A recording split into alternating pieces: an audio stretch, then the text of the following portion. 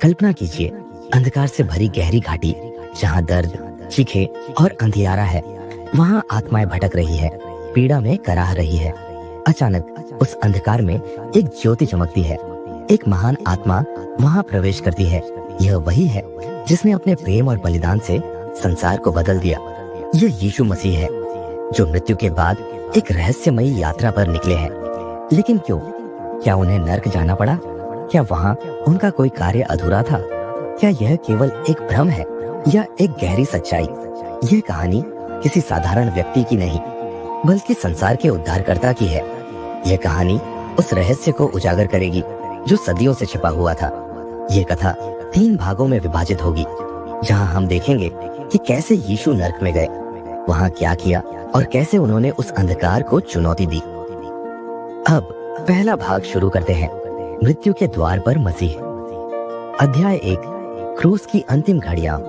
यीशु मसीह गोलगठा की पहाड़ी पर एक लकड़ी के क्रूस पर टंगे हुए थे। यह दृश्य अत्यंत भयावह था। उनकी देह लहूलुहान थी, कांटों का मुकुट उनके सिर पर गड़ा हुआ था और उनके शरीर से रक्त बह रहा था। चारों ओर सैनिक खड़े थे। यहूदी धर्मगुरु संतोष पूर्वक देख रहे थे और उनके शिष्य दूर खड़े रो रहे थे। दोपहर का समय था, लेकिन अचानक पूरे आकाश में अंधकार छा गया। 3 घंटे तक सूर्य का प्रकाश गायब हो गया, जैसे कि प्रकृति भी उनके दर्द को महसूस कर रही थी। वहाँ खड़े लोग भयभीत होने लगे। अचानक यीशु ने ऊंची आवाज में पुकारा, एली एली लमा सबक्तनी, अर्थात हे मेरे परमेश्वर, हे मेरे परमेश्वर, तूने मुझे क्यों छोड़ दिया? मत्ती 27:46। उनकी आवाज सुनकर कुछ लोगों ने कहा, देखो, ये एलिया को बुला रहा है। थोड़ी देर बाद यीशु ने फिर कहा, पिता, मैं अपनी आत्मा तेरे हाथों में सौंपता हूँ। लूका 23:46। इसके तुरंत बाद उन्होंने कहा, पूरा हुआ। यूहन्ना 19:30 और उनकी सांसें थम गई। पृथ्वी हिल उठी। जैसे ही यीशु ने प्राण त्यागे, एक भयंकर भूकंप आया। मंदिर का पर्दा ऊपर से नीचे तक फट गया। कब्रें खुल गई और कई मरे हुए संत पुनः जीवित हो गए। रोमियो का शताधिक अधिकारी, जिसने यह सब देखा, भयभीत होकर बोला, निश्चय ही यह मनुष्य परमेश्वर का पुत्र था। मत्ती 27:54। परंतु यह केवल एक शुरुआत थी। अध्याय 2, आत्मा का शरीर से प्रस्थान। यीशु का शरीर निर्जीव हो गया, लेकिन उनकी आत्मा जीवित थी। जब लोगों ने उनके मृत शरीर को क्रूस से उतारकर यूसुफ अरिमथिया की कब्र में रखा, तब आत्मिक जगत में कुछ अद्भुत घटित हो रहा था। उनकी आत्मा अब एक यात्रा पर थी, एक यात्रा जो सीधे अधोलोक शेओल की ओर जाने वाली थी। यहूदियों के विश्वास के अनुसार मृत्यु के बाद आत्माएं अधोलोक में जाती थी, जो 2 भागों में विभाजित था। अब्राहम की गोद, जहाँ धर्मी आत्माएं जाती थी। पीड़ा का स्थान नरक, जहाँ दुष्ट आत्माएं अनंत यातना सहती थी। यीशु की आत्मा ने शरीर को छोड़ा और अधोलोक की ओर बढ़ने लगी। अध्याय 3, अधोलोक का द्वार। जैसे ही यीशु अधोलोक पहुँचे, वहाँ की आत्माओं में हलचल मच गई। पुराने समय के धर्मी अब्राहम, मूसा, दाऊद उनकी प्रतीक्षा कर रहे थे। उन्होंने देखा कि मसीहा, जिसका वादा परमेश्वर ने किया था, अब उनके बीच था। लेकिन यीशु का कार्य केवल धर्मियों से मिलने तक सीमित नहीं था। उन्हें नर्क की गहराइयों में जाना था, उस स्थान पर जहाँ दुष्ट आत्माएं बंद थी, जहाँ पीड़ा थी और जहाँ से कोई लौटकर नहीं आता था। शैतान और उसकी सेना यह देखकर चौंक गए। वे सोच रहे थे कि उन्होंने यीशु को हरा दिया, लेकिन अब वह उनके ही राज्य में आ पहुंचे थे। अध्याय 4, मसीह और नरक के रक्षक। जैसे ही यीशु नरक के द्वार पर पहुंचे, उन्हें रोकने के लिए शक्तिशाली राक्षसी प्राणी खड़े थे। ये वे आत्माएं थीं जो स्वर्गदूतों के पतन के समय से वहां कैद थी। लेकिन यीशु ने अधिकार से कहा, मैं जीवन और मृत्यु का मालिक हूँ, द्वार खोलो। उनका तेजस्वी प्रकाश उस अंधकार को भेदने लगा। वे आगे बढ़े और नरक के द्वार खुलने लगे। अध्याय 5, पहला दिन नरक में। नरक के भीतर आत्माएं चीख रही थी, लेकिन यीशु की उपस्थिति से एक नई आशा जगी। कुछ आत्माएं जो सदियों से वहां थी, उन्होंने मसीहा को पहचाना। पतरस अपनी पत्री में लिखते हैं, उन्होंने उन आत्माओं को प्रचार किया जो बंदी गृह में थी। 1 पतरस 3:19। यीशु वहां क्यों आए थे? क्या वे आत्माओं को छुड़ाने आए थे? क्या वे दुष्टों को सजा सुनाने आए थे? क्या वे शैतान से कुछ छीनने आए थे? ये रहस्य अगले भागों में और स्पष्ट होगा। अध्याय 6। यीशु का उद्देश्य नर्क में। यीशु वहां अकेले नहीं थे। उनके साथ स्वर्गदूतों की एक अदृश्य सेना थी। उन्होंने कहा, हे नर्क, तेरा बल कहाँ गया? हे मृत्यु, तेरी विजय कहाँ गई? 1 कुरिन्थियों 15:55। उन्होंने नर्क के द्वार खोलने शुरू किए, लेकिन शैतान और उसकी दुष्ट आत्माएं उन्हें रोकने के लिए तैयार थी। अध्याय 7। शैतान से मुठभेड़। शैतान, जो सोच रहा था कि उसने विजय प्राप्त कर ली है, अब भयभीत था। यीशु ने उससे कहा, तूने आदम की संतानों को पाप में डालकर कैद किया, लेकिन मैं उन्हें छुड़ाने आया हूँ। एक भयंकर आत्मिक युद्ध प्रारंभ हुआ।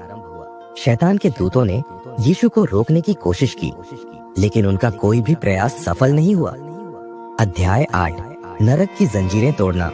यीशु ने नरक के कैदियों को देखा और कहा, जो कोई मुझ पर विश्वास करेगा वह जीवन पाएगा। उनकी आवाज सुनकर बहुत सी आत्माएं मुक्त होने लगी। अध्याय 9। विजय का पहला संकेत। नरक की शक्ति धीरे धीरे कमजोर होने लगी। यीशु वहां से धर्मी आत्माओं को लेकर बाहर आने वाले थे, लेकिन उनके पास अभी भी एक कार्य बचा था। भाग 2। नरक पर मसीह की विजय। अधोलोक के अंधकारमय और भयावह वातावरण में यीशु मसीह आगे बढ़ते रहे। नरक की भयावह अग्नि लपटें, दुष्ट आत्माओं की चीखें और यातनाओं का अंतहीन सिलसिला चारों ओर फैला हुआ था, लेकिन यीशु के कदमों की आहट से ही वह स्थान कांप उठा। उनका दिव्य तेज अंधकार को चीरता जा रहा था। शैतान का सिंहासन नरक के सबसे गहरे हिस्से में था, जहां वह अपनी सेना के साथ मसीह के आगमन की प्रतीक्षा कर रहा था। दुष्ट आत्माएं भयभीत थी, क्योंकि वे जानती थी कि जिसने मृत्यु को पराजित किया है वह अब उनके द्वार पर आ पहुंचा है। यीशु का उद्देश्य स्पष्ट था।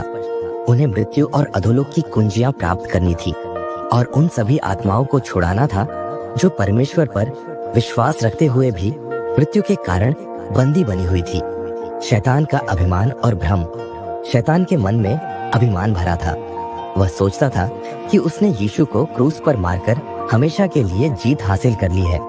वह यह नहीं समझ पाया था कि यही मृत्यु वास्तव में उसके अपने विनाश की शुरुआत थी। जब उसने देखा कि यीशु नरक में प्रवेश कर चुके हैं, तो वह उपहास करने लगा। तो यह है तेरा अंत यीशु? शैतान हंसते हुए बोला, तू भी यहाँ आ गया जहाँ सब आत्माएं आती है। तेरा स्वर्गीय पिता तुझे छोड़ चुका है, अब तू भी उन्हीं की तरह मेरी कैद में रहेगा। लेकिन यीशु शांत थे। उनकी आंखों में अनंत सामर्थ्य थी। उन्होंने उत्तर दिया, शैतान, तेरा समय समाप्त हो चुका है। तूने पाप के द्वारा मनुष्यों पर अधिकार किया, लेकिन अब मैं उन्हें छुड़ाने आया हूँ। शैतान की हंसी धीरे धीरे भय में बदलने लगी। उसे महसूस होने लगा कि वह बड़ी भूल कर चुका है। विजय का उद्घोष। यीशु ने नरक के सिंहासन की ओर अपना हाथ उठाया और अधिकार के साथ घोषणा की, मैं जीवन और मृत्यु की चाबी लेने आया हूँ। जो कोई मुझ पर विश्वास करता है वह फिर कभी मृत्यु के अधीन नहीं रहेगा। उनके शब्दों से नरक की दीवारें कांप उठी, जंजीरें टूटने लगी और वह दरवाजा खुलने लगा जिसके पीछे परमेश्वर में विश्वास रखने वाली आत्माएं कैद थी। अब्राहम, मूसा, दाऊद और अन्य धर्मी आत्माएं आश्चर्य और आनंद से भर गई। उन्होंने अपने उद्धारकर्ता को देख लिया था। परमेश्वर के सामर्थ्य से मृत्यु और अधोलोक की कुंजियां यीशु के हाथ में आ गई। उन्होंने उन कुंजियों को ऊंचा उठाया और कहा, अब से मृत्यु का अधिकार मुझ में है। मैं जीवित हूँ और जो मुझ पर विश्वास करेगा वह अनंत काल तक जीवित रहेगा। अधोलोक की जंजीरें टूट गईं। जैसे ही यीशु ने अपने अधिकार को घोषित किया, अधोलोक में कैद आत्माओं की जंजीरें स्वतः गिरने लगी। वे आत्माएं जो पाप के कारण पीड़ा में थी, अब उनके पास आने लगी। लेकिन केवल उन्हीं को मुक्ति मिली जो परमेश्वर पर विश्वास रखते थे और मसीह के आगमन की प्रतीक्षा कर रहे थे। दुष्ट आत्माएं भयभीत होकर इधर उधर भागने लगी। शैतान का सारा अभिमान चूर चूर हो चुका था। उसने अपने दुष्ट दूतों को यीशु को रोकने के लिए बुलाया, लेकिन कोई भी उन्हें रोक नहीं पाया। अब्राहम ने आगे बढ़कर कहा, हे प्रभु, हम आपकी प्रतीक्षा कर रहे थे। दाऊद ने भजन गाया, यहोवा मेरा चरवाहा है, मुझे कुछ घटी न होगी। और सभी धर्मी आत्माएं आनंदित होकर मसीह के चरणों में गिर पड़ी। पुनरुत्थान का द्वार खुला। अब समय आ गया था जब यीशु को उन आत्माओं को लेकर बाहर जाना था। वे अधोलोक से ऊपर की ओर बढ़ने लगे। जब वे पृथ्वी की ओर बढ़े तो अचानक एक चमत्कार हुआ। कब्रें खुल गईं और बहुत से पवित्र लोग जो मर चुके थे जीवित होकर नगर में आए। मत्ती 27:52 से 53। यीशु ने नरक की शक्ति को पराजित कर दिया था। वे 3 दिन तक अधोलोक में रहे, लेकिन अब उन्हें अपने शरीर में लौटना था। पुनरुत्थान का प्रभात। तीसरे दिन जैसे ही सूर्य निकला, स्वर्गदूत कब्र के पत्थर को हटाने के लिए स्वर्ग से आए। वहां पहरा देने वाले सैनिक भय से कांप उठे और बेहोश हो गए। अचानक कब्र के भीतर जीवन लौट आया। यीशु का मृत शरीर जीवित हो गया। उनकी आंखें खुली और उन्होंने गहरी सांस ली। वह कब्र से बाहर निकले, मृत्यु और अधोलोक पर पूर्ण विजय के साथ। शैतान की पराजय। शैतान, जिसने सोचा था कि उसने मनुष्यों को हमेशा के लिए कैद कर लिया है, अब पूरी तरह पराजित हो चुका था। वह जान गया कि उसका अंत निकट है। वह उस दिन की प्रतीक्षा करने लगा जब उसे अनंत काल के लिए आग की झील में डाला जाएगा।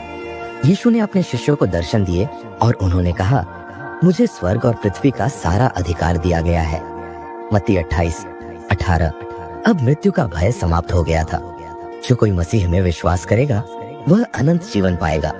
आत्मिक विजय का संदेश। यीशु के पुनरुत्थान के साथ ही पाप, मृत्यु और अधोलोक की शक्ति नष्ट हो गई।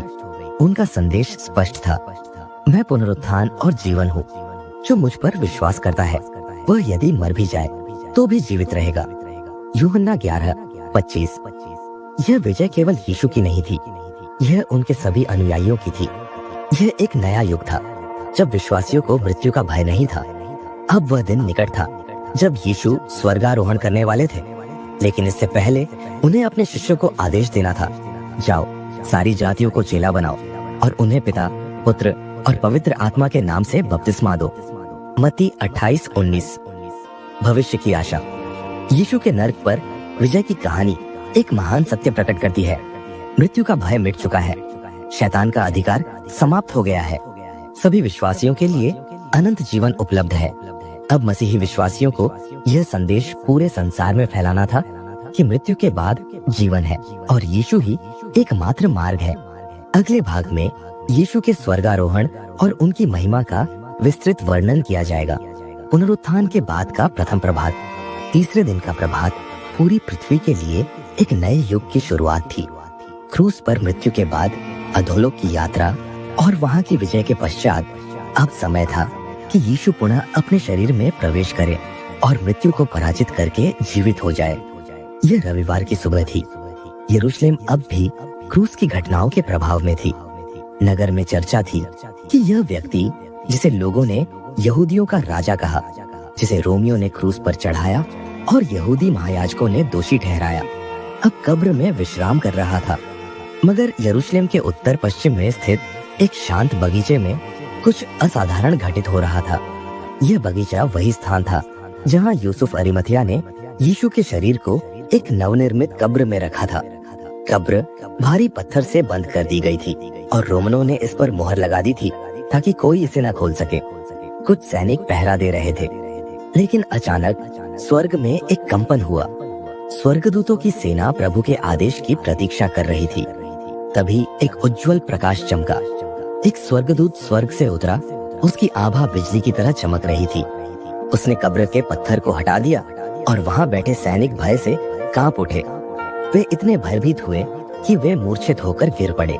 लेकिन कब्र के भीतर एक और ही दृश्य था। मृत्यु पर अधिकार प्राप्त करने के पश्चात यीशु अब अपने शरीर में लौट आए थे। उनकी आंखें धीरे धीरे खुली और उन्होंने एक गहरी सांस ली। वह मृत शरीर अब जीवंत हो गया था। यीशु मुस्कुराए। उन्होंने शांति से अपने कफन को हटाया और कब्र से बाहर निकले, एक नई महिमा के साथ, एक पुनरुत्थित शरीर के साथ जो अब मृत्यु से परे था। महिलाओं को पहली खबर मारिया मगदलीनी और कुछ अन्य महिलाएं जो प्रभु के शरीर पर सुगंधित वस्त्र चढ़ाने आई थी, जैसे ही बगीचे में पहुंची उन्होंने देखा कि पत्थर हट चुका है। भय और आश्चर्य से उनका हृदय धड़कने लगा। वह कब्र के अंदर झांकने लगी, लेकिन वहां केवल सफेद वस्त्र पड़े थे। अचानक उनके सामने 2 पुरुष खड़े हो गए। उनके वस्त्र चमकदार थे, वे स्वर्गदूत थे। उन्होंने कहा, तुम जीवित को मरे हुए में क्यों खोज रही हो? वह यहाँ नहीं है, वह जी उठा है। लूका 24:5-6। महिलाएं भय और आनंद से भर गई। वे दौड़कर शिष्यों को यह समाचार देने चली गईं। इम्माउस के मार्ग पर यीशु उसी दिन 2 शिष्य क्लियोपास और एक अन्य इम्माउस गांव की ओर जा रहे थे।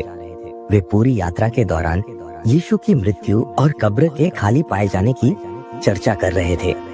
अचानक एक अजनबी उनके साथ चलने लगा। तुम किस विषय में बातें कर रहे हो? उस अजनबी ने पूछा। क्लियोपास ने उत्तर दिया, क्या तुम यरूशलेम में अकेले रहने वाले हो, जो इन दिनों की घटनाओं से अनजान हो? कौन सी घटनाएं? उन्होंने यीशु के बारे में सब कुछ बताया, कैसे वह एक सामर्थी भविष्यवक्ता थे, कैसे उन्हें क्रूस पर चढ़ाया गया और कैसे कुछ महिलाओं ने बताया कि उनका शव गायब हो गया है। तब वह अजनबी मुस्कुराया और कहा, क्या तुमने भविष्यवक्ताओं की बातों पर ध्यान नहीं दिया? क्या मसीह को इन सब दुखों से होकर गुजरना नहीं था?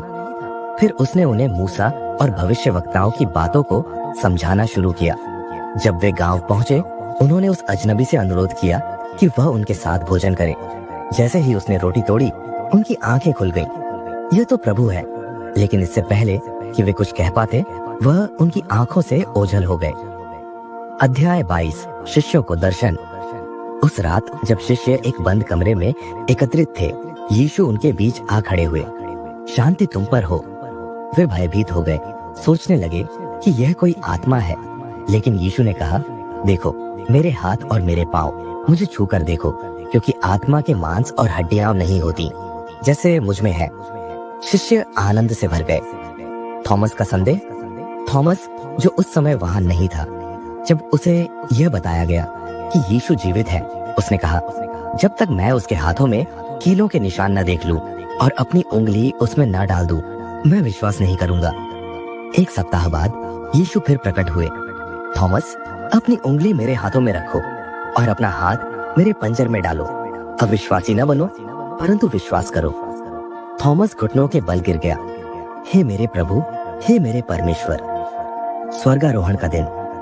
40 दिनों तक यीशु ने अपने शिष्यों को दर्शन दिए और उन्हें परमेश्वर के राज्य की बातें सिखाई। एक दिन वे जैतून पर्वत पर एकत्रित हुए। यीशु ने कहा, मुझे स्वर्ग और पृथ्वी का सारा अधिकार दिया गया है, इसलिए जाओ, सारी जातियों को चेला बनाओ, उन्हें बपतिस्मा दो और जो कुछ मैंने तुम्हें सिखाया वह उन्हें सिखाओ, और देखो मैं जगत के अंत तक तुम्हारे साथ हूँ। फिर उन्होंने अपने हाथ उठाए, आशीर्वाद दिया और धीरे धीरे स्वर्ग की ओर उठने लगे। शिष्य विस्मय से देखते रहे। अचानक 2 स्वर्गदूत उनके पास आए और बोले, गलीलियो पुरुषों, तुम क्यों स्वर्ग की ओर ताक रहे हो?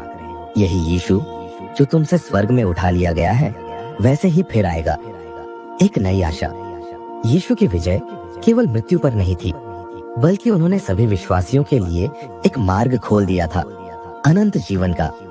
उनका वचन आज भी जीवित है, मैं शीघ्र आऊंगा। प्रकाशित वाक्य 22:12। अब वह दिन निकट है जब मसीह फिर आएंगे और उनकी महिमा संपूर्ण पृथ्वी पर प्रकट होगी। यीशु मसीह की मृत्यु, अधोलोक की यात्रा, पुनरुत्थान और स्वर्गारोहण की घटनाओं के माध्यम से परमेश्वर हमें कई महत्वपूर्ण सत्य सिखाते हैं। ये शिक्षाएं केवल ऐतिहासिक घटनाएं नहीं हैं, बल्कि वे प्रत्येक व्यक्ति के जीवन को गहराई से प्रभावित कर सकती है।